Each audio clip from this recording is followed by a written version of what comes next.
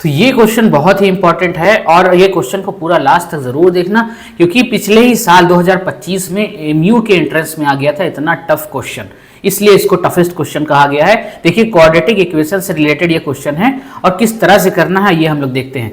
तो आप लोग को क्वाड्रेटिक इक्वेशन की स्टैंडर्ड इक्वेशन पता होगी, क्या होती है, ax² plus bx plus c, ये स्टैंडर्ड इक्वेशन होती है और ये ग्राफ दिया गया है। इसमें हमको फाइंड करना है कि a की वैल्यू कैसी है, लेस देन 0 है, और b की वैल्यू लेस देन या ग्रेटर देन 0। आइए हम लोग इस ग्राफ से अपना आंसर फाइंड करते हैं।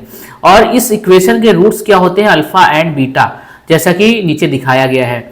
आप लोग को ये भी पता होना चाहिए ग्राफ से, जो ग्राफ होता है उसका अगर नीचे की तरफ खुला हुआ है, जैसे जो आपके क्वेश्चन का ग्राफ है ये अगर डाउनवर्ड ओपन है तो उसको क्या, अगर तो उसमें क्या होगा, a इज लेस देन 0 होगा, और अगर अप साइड ओपन है तो क्या होगा, a इज ग्रेटर देन 0। और इस शेप का नाम क्या है, पैराबोला। ठीक, पैराबोलिक शेप का होता है क्वाड्रेटिक इक्वेशन का ग्राफ। जो ये a है, कोफिशिएंट ऑफ x², ये नेगेटिव होगा कब, अगर जो हमारा पैराबोला है डाउनवर्ड ओपन है, और अपवर्ड अगर ओपन है तो a की वैल्यू ग्रेटर देन 0 होगी। तो यहां पर एक चीज पता चल गई हमारी, a इज लेस देन 0, क्योंकि हमारा पैराबोला जो है वो डाउनवर्ड ओपन है। तो देखते हैं a इज लेस देन 0, अरे a इज लेस देन 0 तो सारे ऑप्शन में है, तो अभी हमको b और c के बारे में पता करना है। a की यही कंडीशन है पता करने की, तो आइए b फाइंड करने की कोशिश करते हैं। और आपको ये भी पता होना चाहिए ग्राफ से, ये जो पैराबोला x एक्सिस को जितने पॉइंट पर कट करता है, 2 ही पॉइंट पर कट करेगा, क्योंकि क्वाड्रेटिक इक्वेशन के कितने जीरोस होते हैं, कितने रूट्स होते हैं, यहाँ पर माफ करिएगा, ये पॉलिनोमियल जीरोस लिखना है, रूट्स लिखना है, रूट्स और ये रूट्स, अल्फा बीटा क्यों, क्योंकि गिवन है रूट्स। ठीक, तो ये पैराबोला x एक्सिस को जितने पॉइंट पर कट करता है वही उसके क्या होते हैं, रूट्स होते हैं। तो अभी देखिए इसका रूट है, एक रूट है बीटा जो कि क्वेश्चन में बोला भी गया है, अगला रूट क्या है, अल्फा, जो कि क्वेश्चन में दिखाया गया है, अल्फा बीटा, और ये कुछ वैल्यू दी गई है 2,0 और यहाँ पर वैल्यू क्या है, -3,0। तो आइए b की वैल्यू कैसे फाइंड करते हैं। आपको 2 फॉर्मूले तो पता ही होंगे कि सम ऑफ जीरोज और प्रोडक्ट ऑफ जीरोज का फॉर्मूला। तो सम ऑफ जीरोज का फॉर्मूला आप क्या जानते हैं, alpha plus beta equal to -b/a, और प्रोडक्ट ऑफ जीरोज का alpha beta equal to c/a। तो आइए अल्फा और बीटा की वैल्यू पता करते हैं, क्या हो सकती, क्या पॉसिबल है। देखिए अल्फा जो है, अल्फा यहां पर है, ठीक, अल्फा की वैल्यू 2 से थोड़ा सा कम है, अल्फा की जो वैल्यू है वो 2 से थोड़ा सा यहां पर कम है और 0 से ज्यादा है। तो अल्फा की वैल्यू हुई कैसी, पॉजिटिव हुई। अल्फा की वैल्यू कैसी हुई, अल्फा की वैल्यू हुई पॉजिटिव। अल्फा की बात की जा रही, बी और सी की अभी नहीं, अल्फा की वैल्यू पॉजिटिव। ठीक, और आइए चेक करते हैं बीटा की वैल्यू।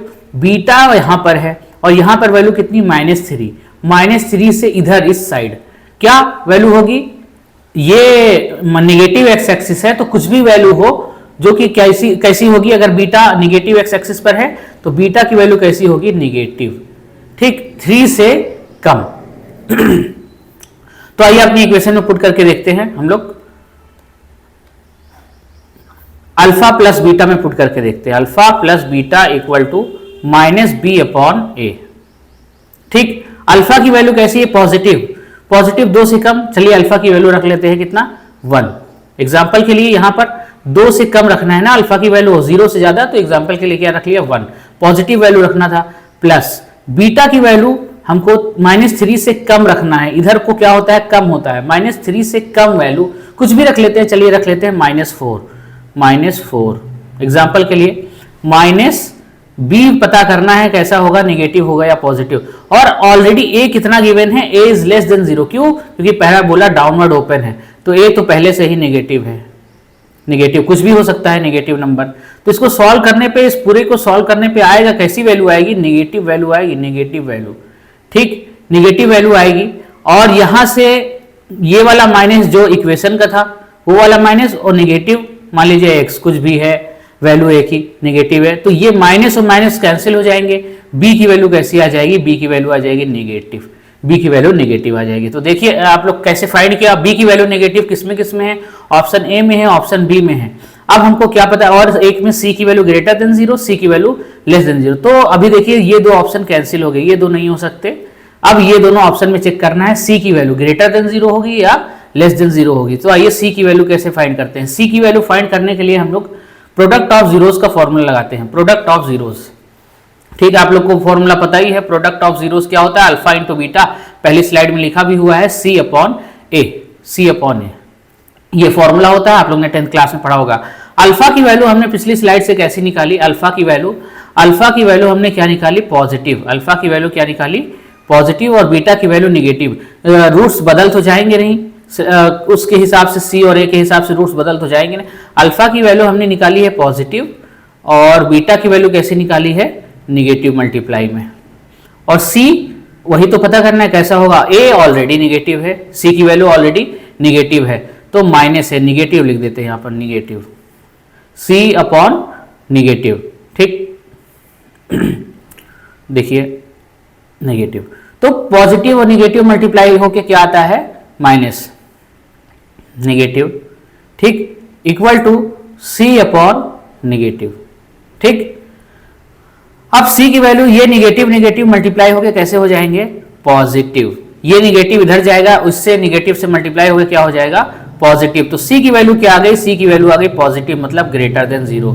अब चलते हैं पहली वाली स्लाइड में, यहाँ पे आपको समझ में आना चाहिए, यहाँ पर कोई भी नेगेटिव नंबर ले लीजिए, आप ले लीजिए -4 इक्वल टू सी अपॉन -3, तो ये दोनों जब मल्टीप्लाई होंगे, एग्जाम्पल के लिए है ये दोनों मल्टीप्लाई होंगे तो पॉजिटिव नहीं आ जाएगा, कोई भी पॉजिटिव 12 आ जाएगा, +12 आ जाएगा इक्वल टू सी, ये था। यहाँ पर निगेटिव निगेटिव मल्टीप्लाई होकर क्या हो गया, पॉजिटिव। सी की वैल्यू ग्रेटर देन 0 आनी चाहिए।